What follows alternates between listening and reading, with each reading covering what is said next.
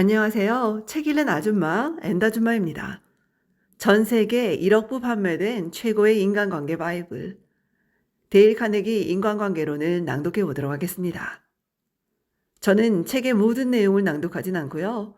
핵심 내용과 기억하고 싶은 사례들 위주로 낭독해 보도록 할 텐데요. 여러분들과 함께 귀한 배움의 시간이 되면 좋겠습니다. 낭독 시작하겠습니다. 2장 좋은 인상을 주는 간단한 방법. 얼마 전 뉴욕에서 개최된 파티에 갔다. 손님 중 하나는 유산을 상속받은 여성이었는데 누구에게나 좋은 인상을 남기려 열심이었다. 그는 흑담비 모피, 다이아몬드, 진주를 사는데 얼마 되지도 않는 부모의 유산을 아끼지 않고 썼다. 하지만 자신의 얼굴에는 전혀 신경 쓰지 않았다. 그 얼굴은 심술과 이기심이 덕지덕지 붙어 있었다. 그녀는 모든 사람들이 알고 있는 진실을 깨닫지 못하고 있었다. 사람의 얼굴 표정은 그가 입고 있는 옷보다 훨씬 중요하다는 사실이다. 찰스 슈와브는 자신의 미소가 100만 달러의 가치가 있다고 내게 말한 적이 있다. 그는 앞서 말한 진실을 알고 있었을 것이다. 그의 성품, 그의 매력, 다른 사람들로 하여금 그를 좋아할 수밖에 없게 만드는 능력이야말로 그가 엄청난 성공을 거둘 수 있었던 원인이었고, 게다가 그의 성품 중에서도 다른 사람을 가장 기분 좋게 만들어 주었던 것이 바로 그 매력적인 미소였기 때문이다. 말보다 행동이 중요하다. 미소는 이렇게 말한다. 당신이 좋아요. 당신은 나를 행복하게 해주어요. 당신을 보게 되어 정말 좋아요. 진심에서 우러나오지 않은 가식적인 미소라고? 아니다. 그런 미소는 아무도 속일 수가 없다. 우리는 그런 웃음이 기계적인 웃음이란 걸 쉽게 알아채고 싫어한다. 내가 말하고자 하는 것은 진짜 미소. 마음을 따뜻하게 만들어주는 미소, 마음에서 우러나오는 미소, 훌륭한 가치를 가지는 미소이다. 뉴욕 대형 백화점의 인사 담당자는 심각한 얼굴을 한 철학 박사보다는 초등학교조차 마치지 못했더라도 사랑스러운 미소를 가지고 있는 소녀를 채용하겠다고 말했다. 미국에서 손꼽히는 고무 회사 중 하나의 대표이사가 내게 말하기를 자신의 관찰 결과 일의 재미를 느끼지 못하는 사람은 어떤 일을 하더라도 성공할 수 없다고 했다. 이 산업계의 지도자는 다른 데 눈길 주지 않고 열심히 일만 하는 것이 우리의 욕망을 충족시키는 유일한 마법의 열쇠라는 옛 격언을 그다지 믿지 않는다. 그는 말했다. 저는 웃고 즐기며 자신의 일을 했기 때문에 성공했던 사람들을 알고 있어요. 나중에 이 사람들은 자신의 일을 남들처럼, 그러니까 진짜 일처럼 하기 시작했죠. 그러다 보니 일에서 모든 재미를 잃었고 그래서 실패했습니다. 다른 사람이 만나고 싶어 하는 사람이 되고 싶다면 먼저 당신이 사람들을 만나는 것을 즐겨야 한다. 웃고 싶지 않다고? 그러면 어떻게 해야 할까? 두 가지가 있다. 첫째, 억지로라도 웃어라. 혼자 있다면 휘파람을 불든가 콧노래 아니면 노래라도 불러라. 둘째, 이미 행복한 사람인 것처럼 굴어라. 그러면 행복해질 수 있다. 지금은 고인이 된 하버드 대학의 윌리엄 제임스 교수는 다음과 같이 썼다.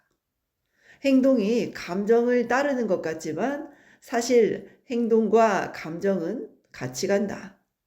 따라서 자신의 의지로 통제할 수 있는 행동을 조절하면 직접적인 통제가 불가능한 감정도 간접적으로 통제할 수 있게 된다. 따라서 즐거움을 잃었다면 자발적인 즐거움으로 가는 최고의 길은 즐거운 자세를 가지고 이미 즐거운 사람처럼 행동하고 말하는 것이다. 세상 모든 사람들은 행복을 추구한다. 그런데 행복을 찾는 확실한 방법이 하나 있다. 당신의 생각을 통제하면 된다. 행복은 외적 상황에 달려있지 않다. 행복은 내적 조건에 달려있다. 당신이 얼마나 돈이 많은지, 당신이 어떤 사람인지, 당신이 어떤 지위에 있는지, 당신이 무엇을 하고 있는지 모두는 당신의 행복과 불행과는 아무런 관련이 없다. 당신이 스스로에 대해 어떻게 생각하고 있는지가 당신의 행복을 결정한다. 예를 들어보자. 두 사람이 같은 장소에서 같은 일을 하고 있다. 두 사람은 같은 돈과 권리를 누리고 있다. 하지만 한 사람은 불행하고 다른 한 사람은 행복하다. 왜일까? 바로 정신적 태도가 다르기 때문이다. 중국의 끔찍한 더위 속에서 땀을 뻘뻘 흘리며 고된 노동을 하면서도 뉴욕의 번화가 파크 애비뉴 사무실에서 일하는 것처럼 행복한 표정을 짓고 있는 중국인 막노동자들도 있다. 셰익스피어는 말했다. 본질적으로 좋고 나쁜 건 없다. 우리의 생각이 어떤 것을 좋거나 나쁜 것으로 만든다. 에이브러햄 링컨은 사람들 대부분은 자신이 행복해지겠다고 마음먹는 만큼 행복하다라고 말한 적이 있다. 링컨은 옳았다. 최근에 그의 말이 진실임을 증명해주는 좋은 사례를 보았다. 나는 뉴욕 롱아일랜드역의 계단을 걸어 올라가고 있었다. 내 앞에는 40명 정도의 다리를 저는 아이들이 지팡이나 목발을 짚고 낑낑거리며 계단을 올라가고 있었다. 한 아이는 다른 사람이 안고 올라가고 있었다. 나는 그 아이들이 즐겁게 웃고 있는 것을 보고 깜짝 놀랐다. 아이들을 맡고 있는 사람 중 하나에게 그런 이야기를 했더니 그 사람이 말했다. 아, 그렇죠.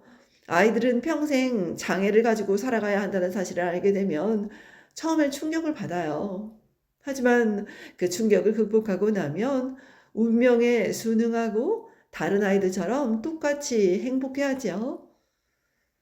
그 아이들에게 모자를 벗어 경의를 표하고 싶었다. 내가 평생 절대로 잊지 않을 교훈을 가르쳐 주었기 때문이다. 프랭클린 배트건은 세인트루이스 카디널스의 삼루수 출신으로 지금은 미국에서 가장 성공한 보험 영업 사원이다. 그는 내게 미소를 짓는 사람은 언제나 환영받기 마련이라는 사실을 몇 년 전에 깨달았다고 말했다. 누군가의 사무실에 들어가기 전 그는 잠깐 멈추어 서서 감사해야 할 많은 것들을 생각하고 진심에서 우러나온 커다란 미소를 짓는다. 그리고 그 미소가 사라지기 전에 방에 들어간다. 이 간단한 방법이 보험을 파는 데서 엄청난 성공을 가져다 주었다고 그는 믿고 있다. 당신이 되고픈 유능하고 진실되고 유용한 사람을 마음에 그려라. 그러면 당신이 가지고 있는 그 생각이 매 시간 당신을 그 특정한 사람이 되도록 만들어줄 것이다. 생각이 가장 중요하다. 올바른 정신적 태도를 가져라. 용기 있는 태도, 솔직한 태도, 유쾌한 태도 말이다. 올바르게 생각하면 없는 것도 만들어낼 수 있다. 모든 것은 욕망에서 나오고 모든 신실한 기도는 응답을 받기 마련이다. 우리는 우리의 마음이 간절히 바라는 그런 사람이 된다. 턱을 당기고 머리는 높이 들어라. 우리는 신이 될 수 있는 능력을 갖고 있는 사람들이다. 고대 중국인들은 현명한 사람들이었다. 이들은 세상사에 밝았다. 이들은 당신이나 내가 우려서 모자 안에 붙이고 다녀야 할 속담을 만들었다. 바로 웃는 얼굴을 가지지 못한 사람은 상점을 열어서는 안 된다이다. 사람들이 당신을 좋아하도록 만드는 두 번째 규칙은 다음과 같다. 규칙 2. 웃어라. 스마일. 지금까지 데일 카네기 인간관계론을 낭독해 보았습니다. 엔다주마였습니다. 좋은 날 되십시오, 여러분. 들어주셔서 감사합니다. 행복하시고 사랑합니다.